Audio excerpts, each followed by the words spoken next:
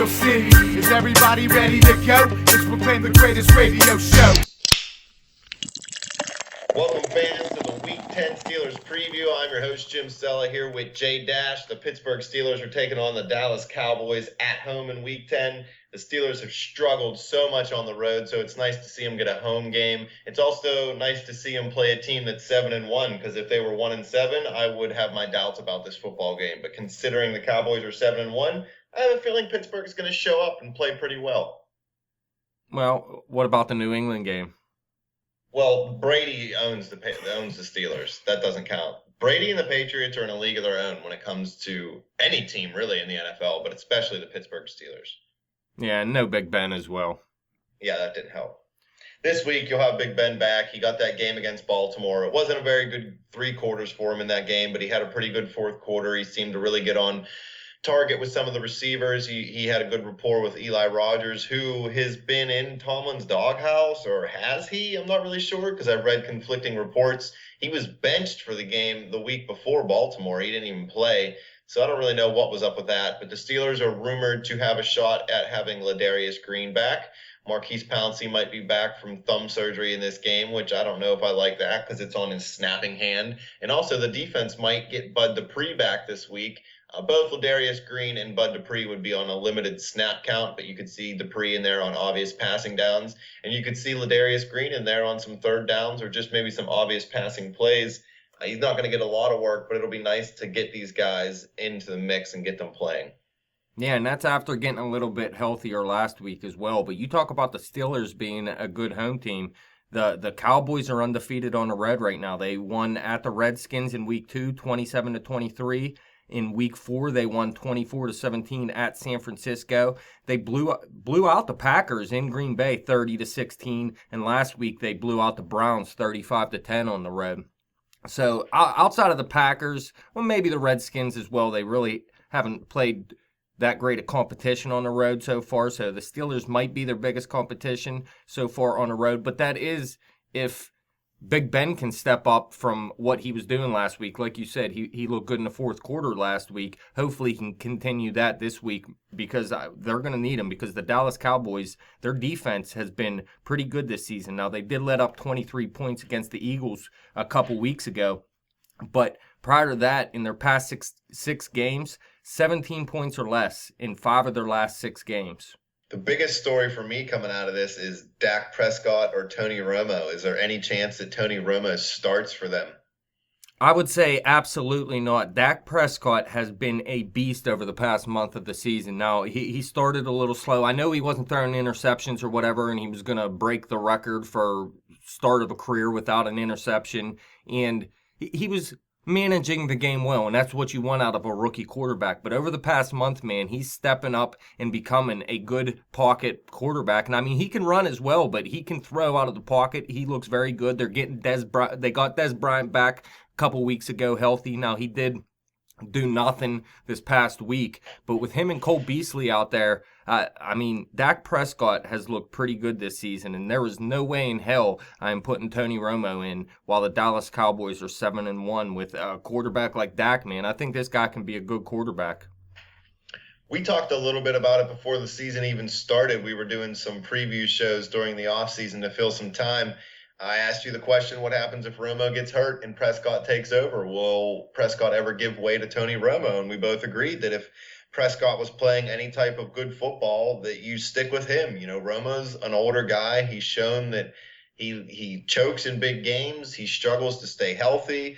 I mean, this offense just looks too good for Dallas for me to have any thought of putting Tony Romo back in. So outside of Prescott getting hurt this year, or maybe, you know, he plays 3 awful games in a row somehow, I don't think you ever see Tony Romo back under center for the Dallas Cowboys. No, I could definitely see Tony Romo moving on next season or something to another team for sure.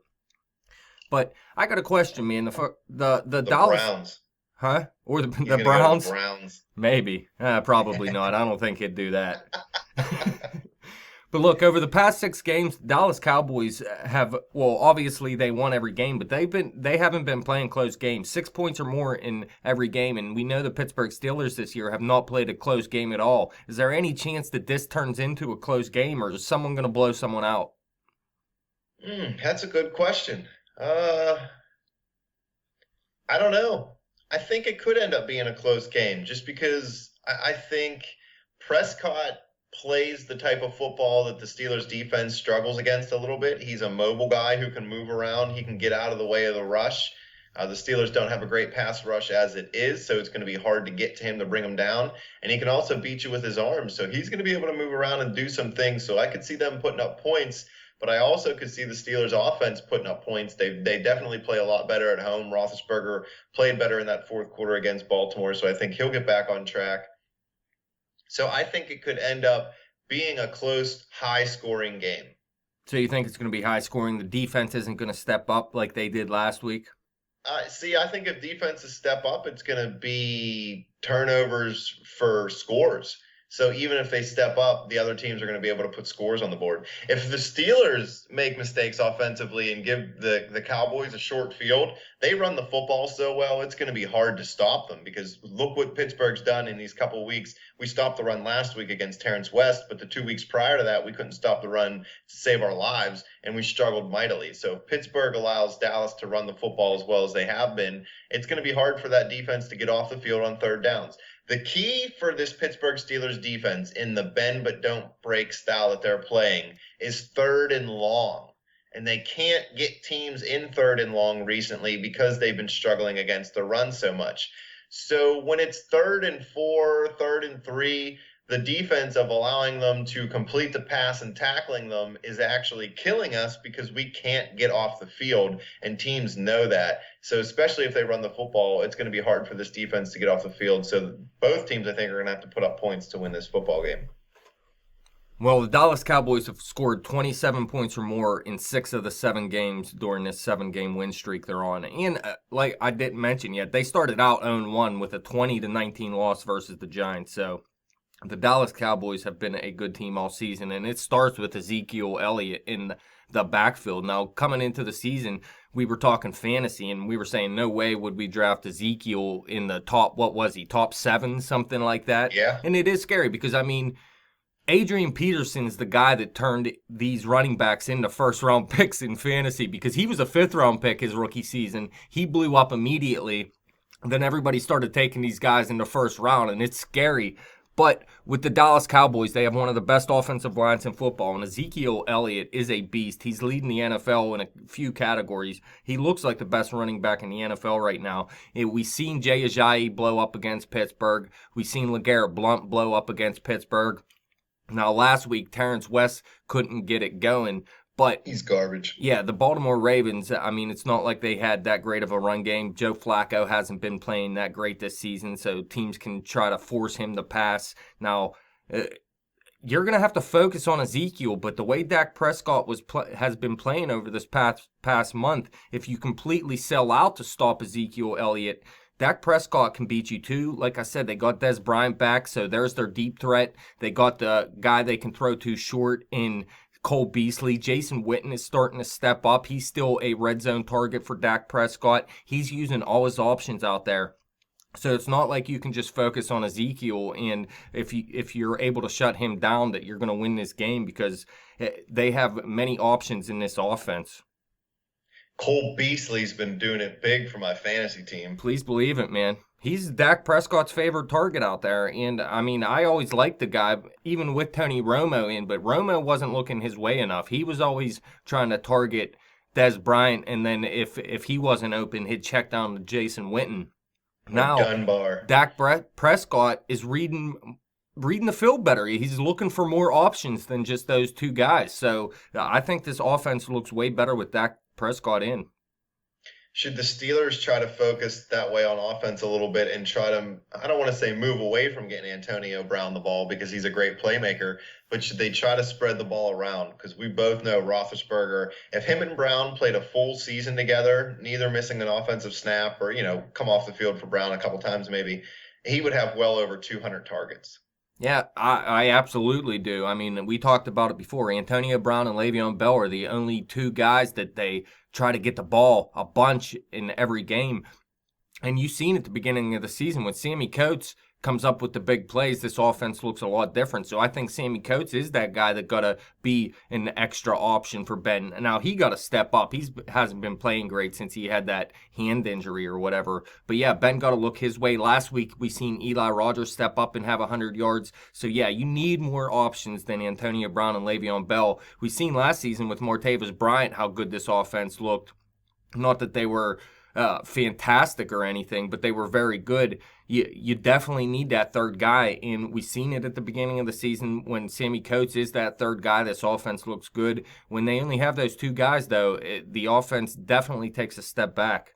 Hopefully, with the addition of Ladarius Green into this offense, and what else did I read? I think Coach Cowher said it on the pregame last week. Coach Cowher. Coach Cowher, I don't know the exact numbers. I can't remember them for sure, so don't quote me. But it was something like in the last 30 games the Steelers have played, Le'Veon, Antonio Brown, and Roethlisberger had only played like 5 of them, all in the same game.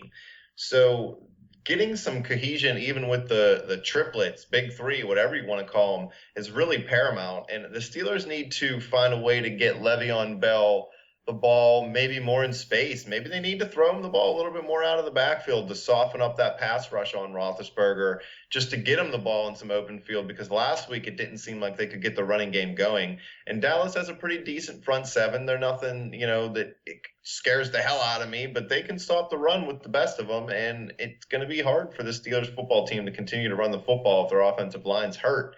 Pouncey's hurt. Gilbert's coming back from injury. DeCastro is not playing like himself.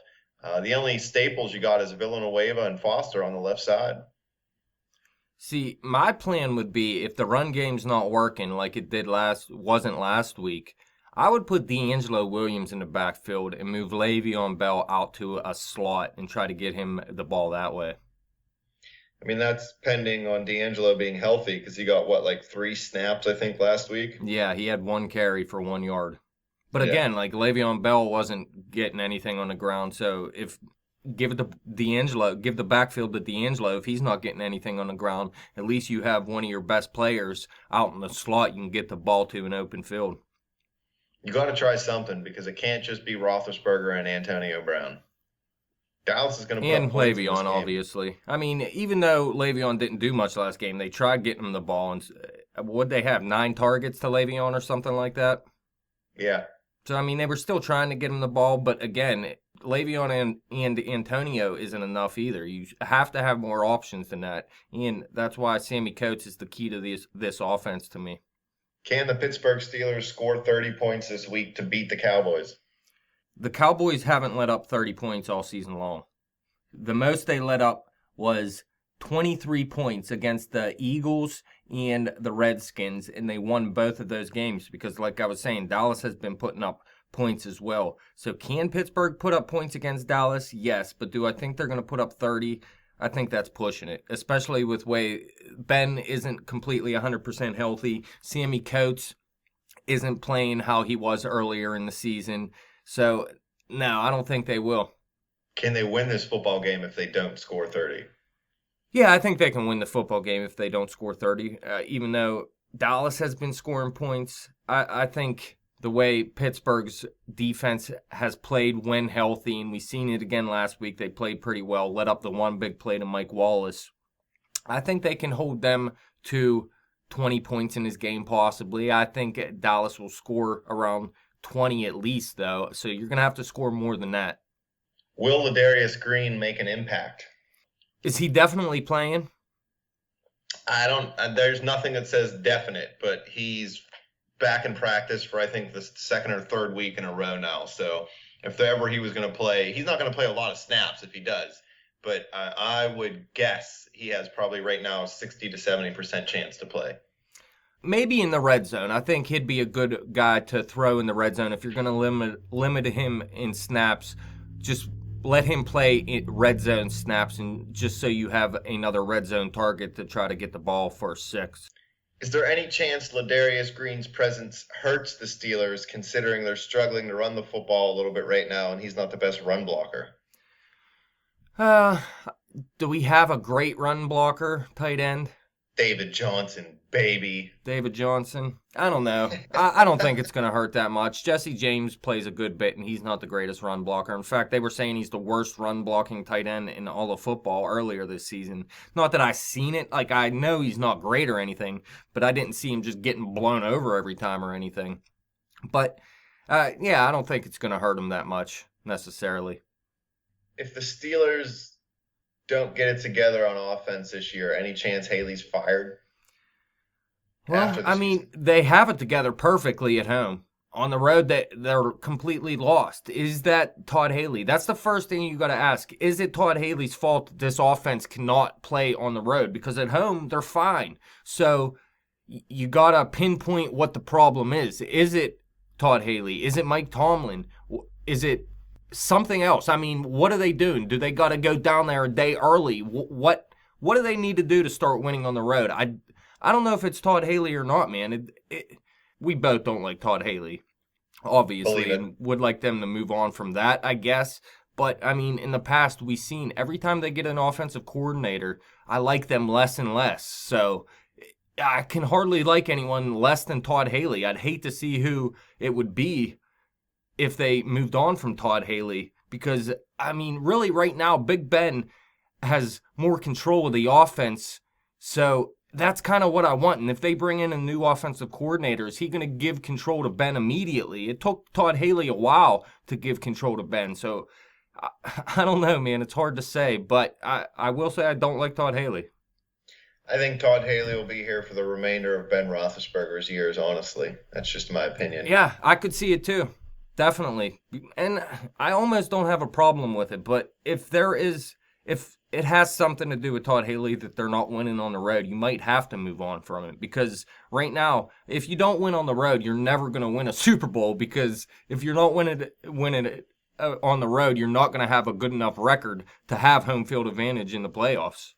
And that's what the Steelers need to make it to the Super Bowl. They're not going to beat New England in New England this year if they somehow make it to the AFC Championship game. I don't even believe with a full squad. Who knows? They might not even. I mean, it might be a second round game.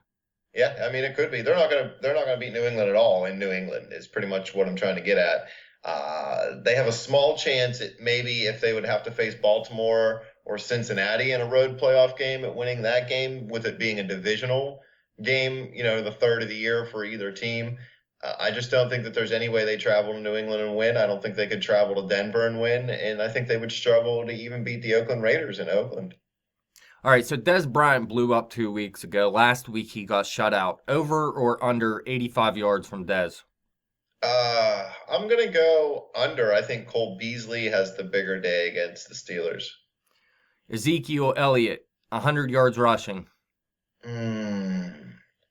I'm going to go over, but I don't think it's going to be a beast performance. But I think he could get like 100, 105. You know what I mean? Maybe even a $110. Ben Roethlisberger. Over or under 2.5 touchdowns? Over. I think Roethlisberger has a good game. I think he throws for over 300 yards and 4 touchdowns. So will the Pittsburgh Steelers score more than 23 points then? That's the most this Cowboys team has led up this season. Yes, I think Pittsburgh puts up the most points the Cowboys have allowed all year. So what's your key to victory then? My key to victory would have to be cut down on the penalties. You can't get penalized 13 times for 99 yards against any team, even if you're at home, especially against a 7-1 football team like the Cowboys. And then the second part of it is they got to force Dak Prescott into mistakes. I know the kid has been playing really good football. I know he hasn't been throwing a lot of interceptions, but you have to start getting some. Listen, the Steelers are in the bottom half of the league in sacks with, I think, 11. And they're in the bottom half of the league in turnovers, especially by their defensive backs. I think Artie Burns that's the first interception by one of our corners all year. I think our linebackers might have 3 of them. I believe it. Last year, the Steelers were 3rd in the league in sacks and in the top 5 in turnover, even turnover differential. So that's really why their defense was so successful last season, and I think they need to do that again to be successful this year.